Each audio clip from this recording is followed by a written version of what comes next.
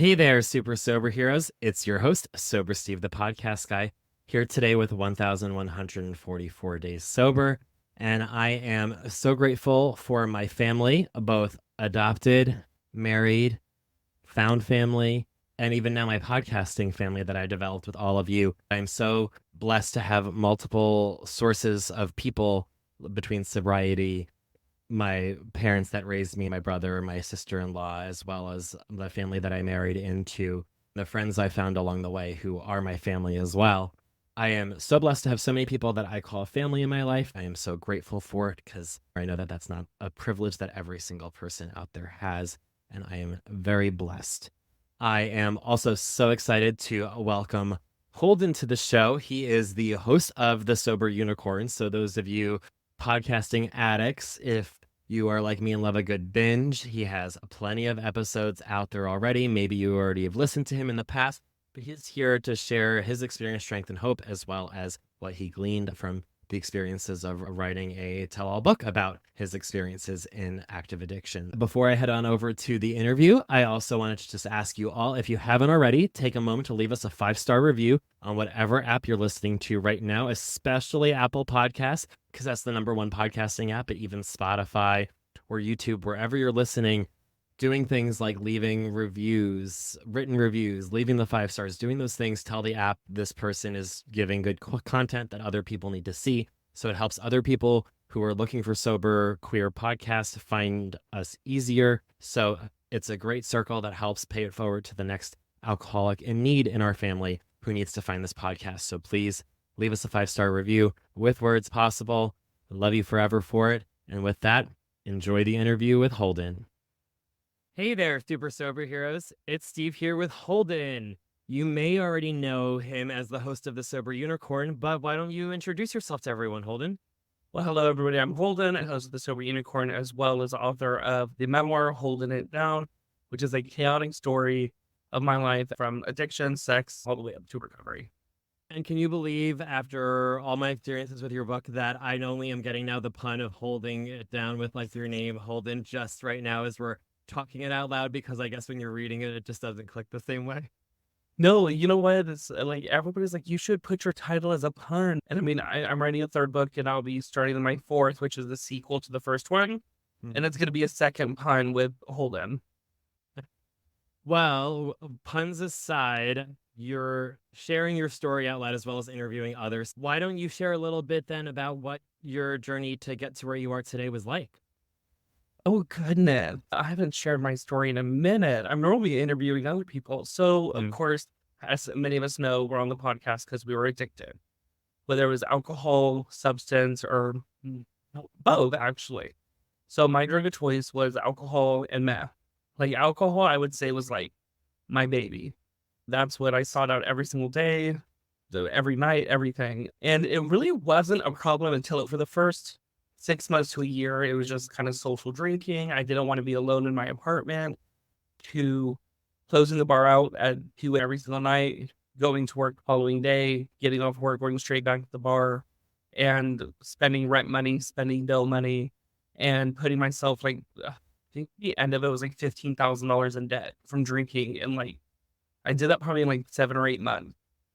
And I was like, you can't do this. And then, of course, the meth side of things was, of course, being a gay male. Many people in recovery are familiar with the meth sex side of things. And I was using men to get the substance. I was also using men to get free vacations. And I was just overall being like a really shitty person. Yeah. And I sucked out AA, and things were going really well for me for a good 9 months. Then I disconnected from the program. I kind of slowed down on recording the podcast, and then the 9 months was washed away via going back to meth. What's crazy, though, is throughout the 2-ish relapses that I had, I never went back to alcohol, which I find really weird. I was like, well, at least I'm not drinking. So, but then finally I made the huge decision to like geographically change to Florida. I didn't come out here for treatment like many people do, but I was like, I need something different. I need a different surrounding environment. And I've been here, God, coming up on 19 months sober now. So it's honestly worked for me. So Yeah, that's pretty much, I mean, all of it in a nutshell, at least. Yeah. Well, thank you so much for sharing. And when they read your book, Holding It Down, they can read all about the more details, the personal details and stories. What's something you learned about yourself writing the book? I think how much I've grown. Because the thing is, even like throughout the recovery and doing step work, I still felt that I was like in this kind of rut, that I wasn't growing as a person. But as I wrote it and realized like the amount of people that either I harmed or did harm to me, and that I actually forgave them and worked through those traumas in life, I was like, holy moly, like you are a different person. You have moved forward from these things. But it did more for me, I feel, than like some of the step work that I've done. Yeah. I mean, I can certainly see that, especially being that, with at least my first time through the step work, it was a very, like, what I learned later was like a lot, didn't go as deep as it is going the second time through, right? Now, in terms of also podcasting, because you continue on with the podcast, what's something you've learned about your sobriety or yourself through podcasting? Oh goodness, that I'm not unique. I feel that I've always been like, oh no, there's nobody else like me. And it's like as I wrote interview other gay individuals that have dealt with some of the things I've dealt with, I'm like, girl, like you're just another ordinary addict, like somebody else. I mean, some of us may have drank more, used differently, used different substances, but at the end of the day, we're all addicts, no matter what you did. And like, I thought some of my stories were like the more fucked up stories. And I was like, nobody's gonna want to read this. And everybody's like, honey, I did that like sober, let alone like high as hell. So I learned that I'm not as special. I mean, of course, I'm a special person, but I'm not as unique as I would. Yeah. And speaking of people engaging and responding to your book, what's been the most interesting feedback or personal reaction to it? Then people, especially because I had a lot of normies read it too. Mhm. They just say they look at me in a different perspective. Cause like, not in a bad way, but people know me at a surface level. And this book, there's certain points of it that do get pretty deep. Not as deep as I wanted to go, but I did want to still maintain certain relationships in my family. So I decided not to write certain things. But they were like, oh my God, now I understand why you are the person you are today because of this and because of how you had to work through this. So people are like, it helps them appreciate kind of like my personality nowadays. Have any stories of people about how they related?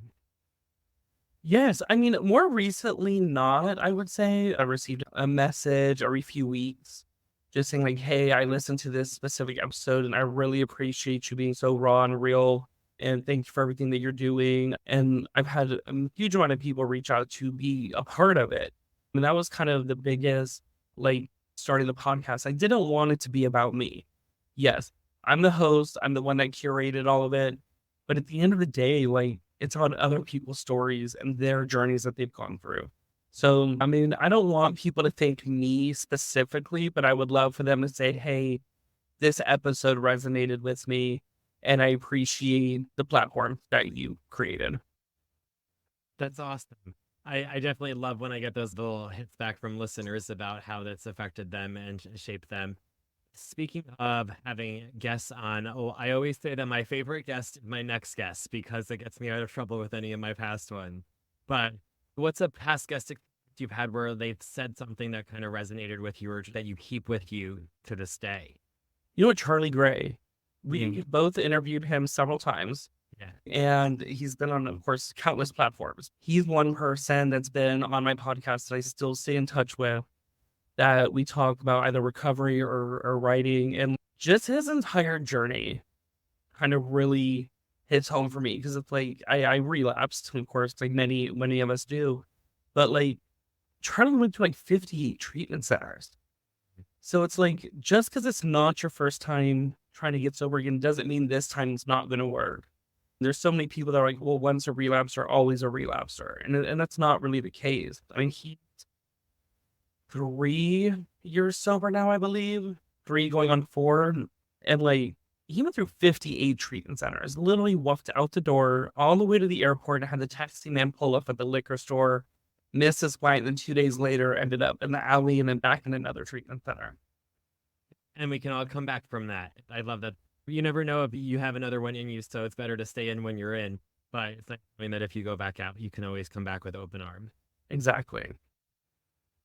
And what would you say is one hope that you have? I know that you said there's a book, future books. Yes. So of course my first book is of course my memoir, Journey into Recovery. Second book, I don't really tell people I wrote that book. It kind of highlights the toxicity of the community that we are in. So that's under a pen name that's totally just out there and not attached to me so I don't get canceled. The third book is a fictional romance. So it's completely, I mean, I may throw addiction into it. I'm kind of leading with that, but it's more of a realistic depiction of like the gay dating realm now with polyamory and open relationships and grinders.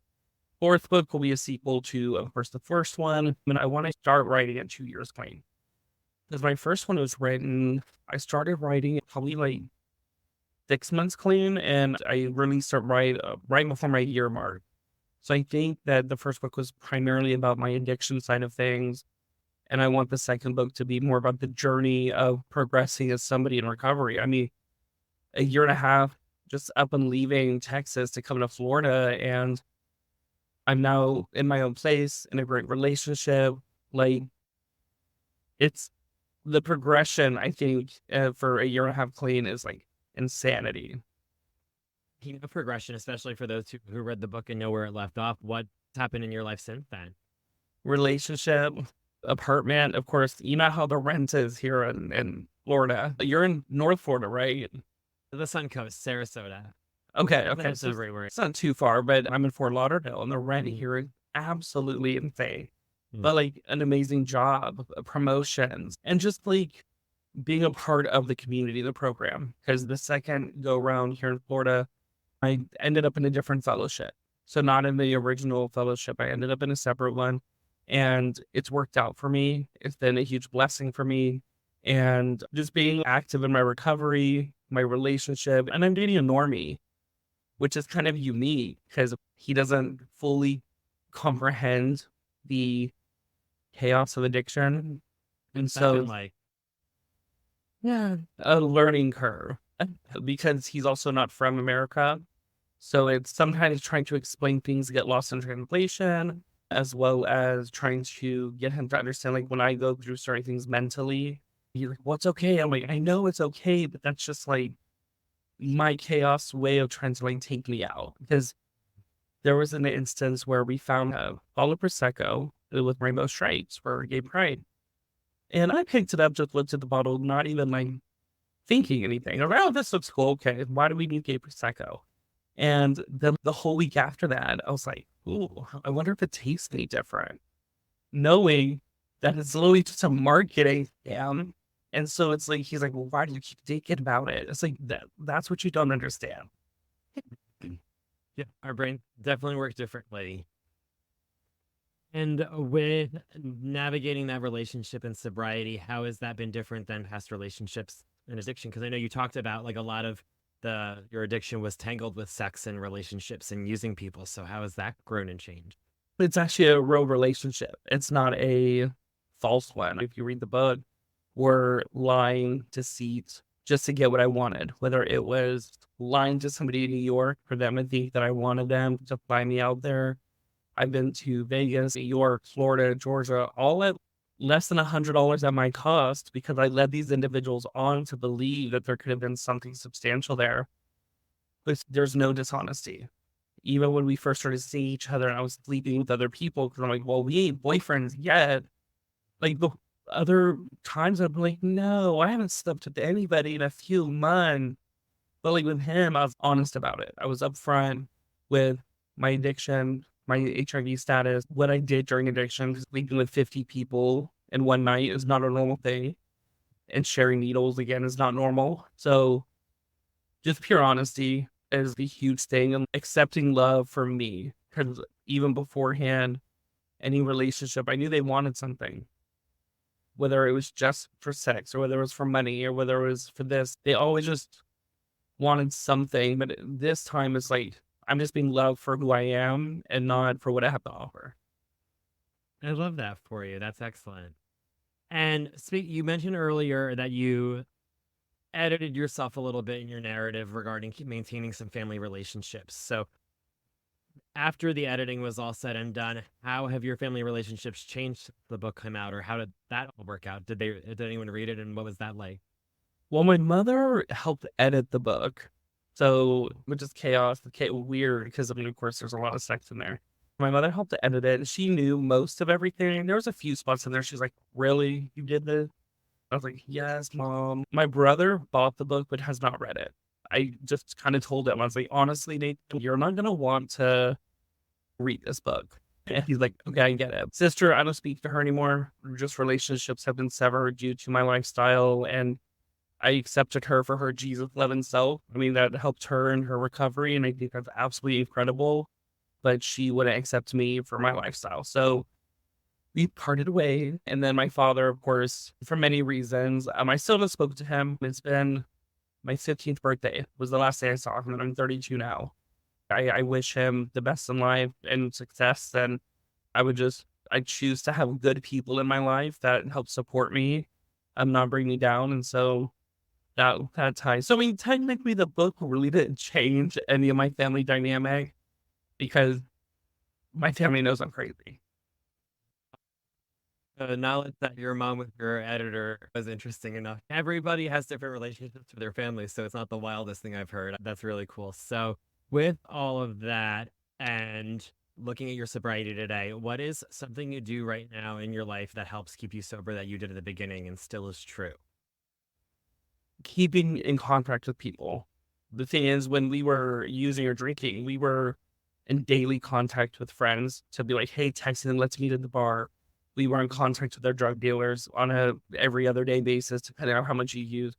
So in recovery, for me to maintain this lifestyle that I want to live, it's just they always say in the meetings, get those phone numbers, file them, and dial them, and that is 100% the truth. I think without those contacts that I talk to on a daily basis, I probably wouldn't be where I am today. So it's that's something I've always done throughout my recovery journey, of course, beside the relapsing. But it's being in touch with people in recovery and just making sure your circle of friends are there and support your journey. That's excellent advice. I know I've definitely done lots of different episodes on connection or community, or you could call it so many different names at the end of the day, especially in my experience, connection with the opposite of addiction, and whether I'm connecting with another alcoholic or even as long as I'm connecting with other humans in general. It's when I'm isolating, it's when things get bad or things get scary for me, or when people around me should know that something's wrong because and not that I'm not an introvert. I was just an isolated drinker. In sobriety, I'm quite extroverted. It's flipped for me. I was like a huge extrovert drinking. I never drink at home because I thought if I drank at home alone, I was an alcoholic. But if I was spending $200 a night at the bar, I was just a social drinker. Mhm. So it's now that I'm like in recovery, I live in the podcast, which of course it's one-on-one. Like I'm asked to speak on Tuesday at a meeting, and I'm extremely nervous because even though I wrote a book, I podcast, like I'm still like not a good public speaker. I'm like, I don't want all these people looking at me. And so like it looks like I'm seeking out attention for everything that I put out there. But all in reality, I'm like, no, girl, like leave me alone. Let me stay in my little bubble. I think I've heard at one of the podcasting conferences I went to earlier in the year, they had stickers where you could do extrovert, introvert, or ambivert. And like, I also get the ambivert though, because there are still some situations where I don't want to people, especially like large groups without structure of like how to socialize. And like, I just walk up to random strangers and introduce myself. But the people I'm always ready to go out with a friend, I've learned. Exactly. Huge in sobriety. In addition to connection, what would you say are some other bits of advice you would give someone new? Don't allow past religious trauma to think that something is not for you. And I'm going to say the meetings because no matter which fellowship you go into, it's all kind of the same concept of things.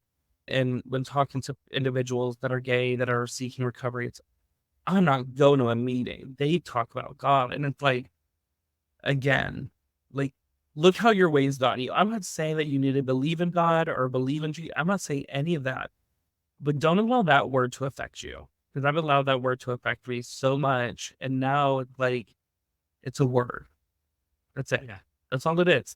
And the thing is that like your higher power, whatever you want to call it, is something that'll develop over time. Like my higher power concept a year and a half in is not even fully formed yet. So give it a chance. The thing is, you don't know until I would say give it a month of like 2 to 3 meetings a week. And if it's really not your thing, that's totally okay. There is CBT. There's so many different other therapies out there to get sober that support that. But again, it's been proven that these 12-step fellowships work. And so it's like, if it's work for other gay individuals, why won't it work for your gay ass? Yeah. Yeah, again, like we talked about before, as we talk to more other people in recovery, the more we realize we are not as special. Like people are, you are not the only one listening right now who has religious trauma and is afraid of the word God. Like we all go through it. I remember at first I went to a very queer meeting that cut out the word God altogether from the script. So it was higher power from the moment that I entered the room. And it was only when I was going to other meetings and hearing the word God. And for whatever reason, like hearing higher power opened it up for me in a way that if it was God this, God that, or like if they said the Our Father at the end, which I've seen done in some meetings, like that would not have gone over well. But being able to find myself welcomed into a room where they said higher power, I was like, well, I can get behind this higher power thing and talk to other people who have like the most woo, like out there Fruit Loops ideas, and they're awesome and I love them, like the more wild they are. But at the end of the day, after I went through my journey connecting with my higher power, it's just easier for me to call them gods. And, 3 years in, you do, but it's because I also feel like a great advice is to like never say never, because in sobriety, we start to grow again. Yeah, because when we were younger, we're probably, I'm never going to touch meth. I'm never going to be an alcoholic. And look where we're at now. I know. I remember anytime that I would go out in college drinking and I would wear my Dare shirt, I thought I was doing so funny or so tongue in cheek because I was from that age where it was like, yeah, everyone had to do Dare and you got like pizza for learning that drugs are bad. And I was like, I'll never do drugs. And then college happened and life happened. I mean, I've seen Dare shirts now, but instead of whatever the hell the saying is, I can't remember, it says drugs are real expensive. I lost that shit.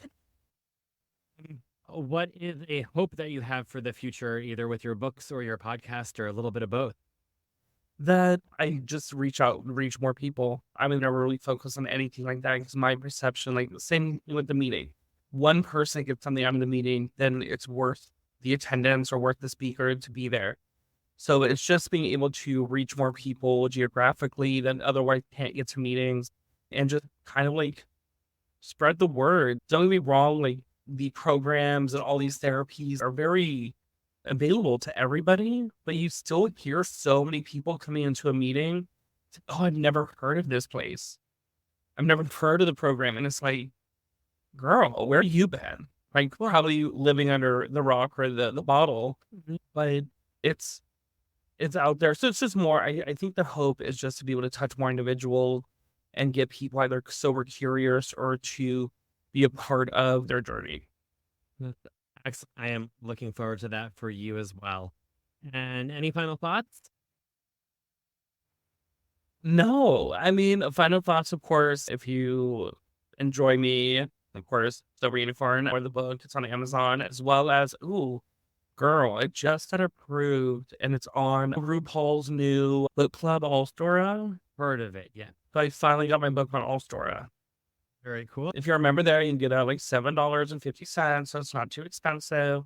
Otherwise, it's on Amazon for like $15. But no, otherwise, just keep listening to Steve, keep listening to other, because the thing is, we put a lot of time and effort editing and time into these things just for people to listen. That's it. That's all we ask you to do. Just listen. So continue supporting your podcasters, and all you got to do is support and just listen. Yeah. Listening is great. And then I also add that a little bit of engagement, whether that's like a comment or a like or a text message, now that Buzzsprout puts them at the top where you can just send a text message. I was talking to someone who, like the other day, who's shared, they love podcasts. They listen to a dozen podcasts.